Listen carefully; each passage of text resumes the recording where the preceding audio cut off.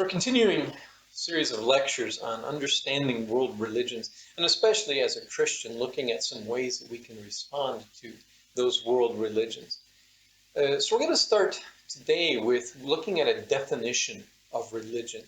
The word religion in English, and actually in Slavic languages, religia, comes from the Latin word which means to bind or to tie.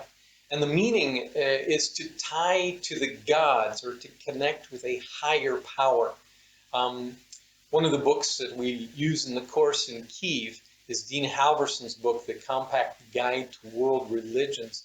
And he puts his definition for religion is this. It's a set of beliefs that answers the ultimate questions. And he goes on to list what are those ultimate questions. What is ultimate? What is the nature of the world? Following up on that as well, then what's the nature of humanity?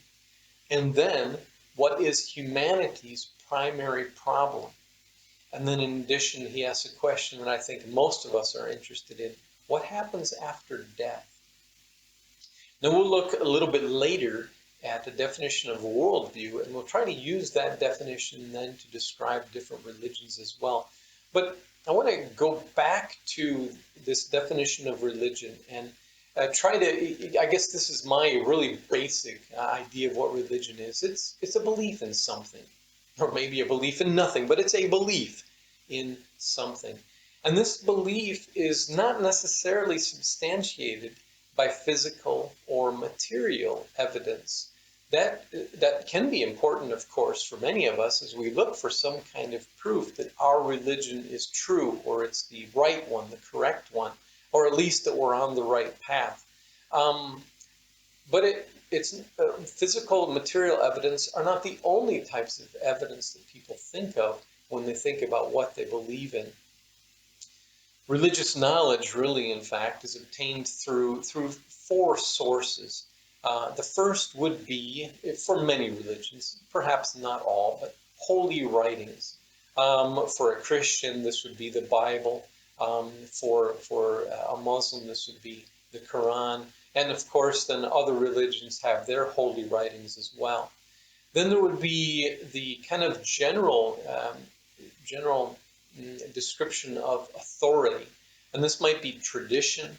It might be what certain prophets have said, which sometimes is written down, sometimes it's passed on orally. It might be what an organization says, and perhaps the best example for that would be the Roman Catholic Church and its teaching magisterium, as it says what you are supposed to believe. Also, though, we would have some kind of divine revelations that frequently appear in different religions. And then, of course, sometimes they also become part then of the holy writings or part of the authoritative tradition, but not always. Sometimes these revelations may happen right here, right now.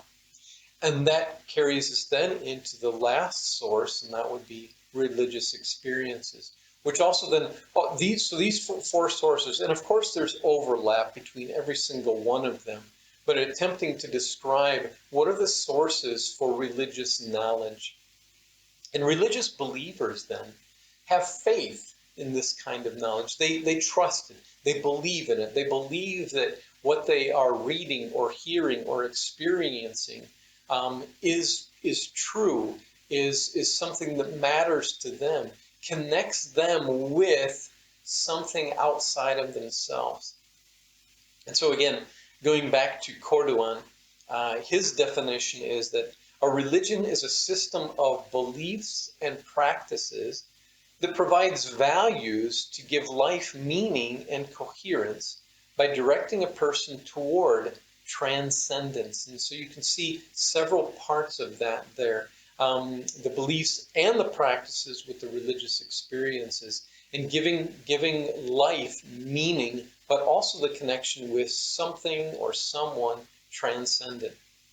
And then there's a fairly common understanding of religion that you can find in the works of Rudolf Otto or Mircea Eliade and others, of course, that religion is really as hard to define as art. And they look at religion as a subjective experience. And we'll look at that also in a lecture coming up soon, the subjective source of religion.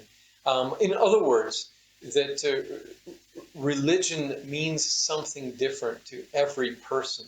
But one thing that they do indicate is that religion always deals with an experiential encounter with the holy.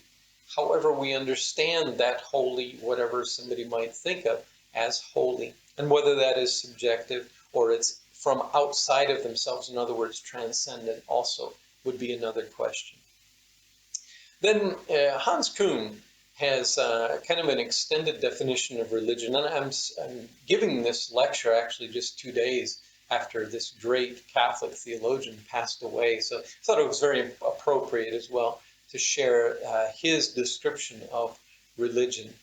Religion is a social and individual relationship vitally realized in a tradition and community through doctrine, ethos, and generally ritual as well, with something that transcends or encompasses man and his world, with something always to be understood as the utterly final, true reality, the absolute, God, or nirvana.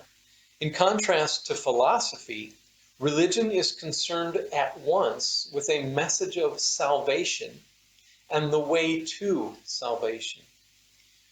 Finally, religion provides a comprehensive meaning for life, guarantees supreme values and unconditional norms, creates a spiritual community and home. And for him, it was important also as understanding his writings. The whole idea of spiritual community was an important factor for him also as he described the church. But he focuses as well on life practice, on transcendence, and on community as some of the things that unite everyone around the world in how they understand religion. So I'm going to close then with a question for you. How would you define religion? Which one of these definitions most resonates with you, or would you have a different definition entirely?